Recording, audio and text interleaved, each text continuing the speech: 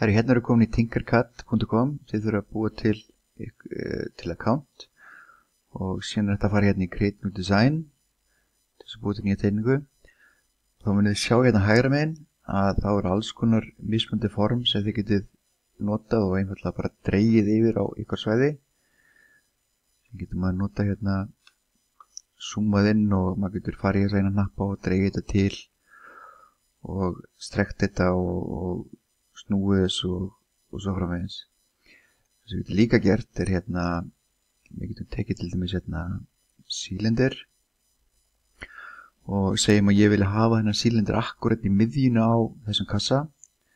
Þannig að þá get ég ljómað upp báða, vel svona báða, og ef ég smelli á hann hérna hnapp, það stendur align, þá kom upp alls konar svona þessi svartir hringir hérna og því að smetla þá getur maður ákvarða hvernig maður er að stilla þessum kössum upp. Þannig að til dæmis ef ég smetla hann hérna að þá fara þær akkurat þannig að þau séu í línu hvort annan. Ef ég smetla hann hérna að þá er sílindirinn akkurat þarna inn í miðjunni.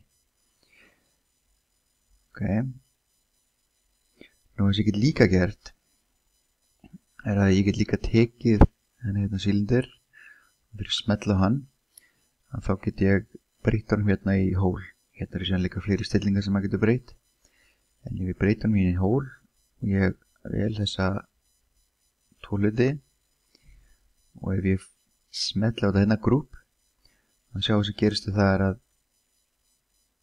þá tekur maður svona eiginlega sílindurinn í burtu úr kassanum. Þannig sjá að ef maður gerir hann kannski aðeins stærri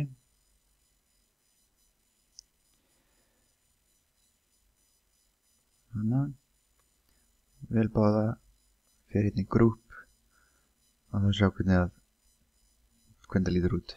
Síðan þegar þið eru búin með að gera eitthvað teikningu að þá getur þið smelt hérna á export og valið hérna .stl og þá mun skráin ykkar vistast á hérna tölun ykkar.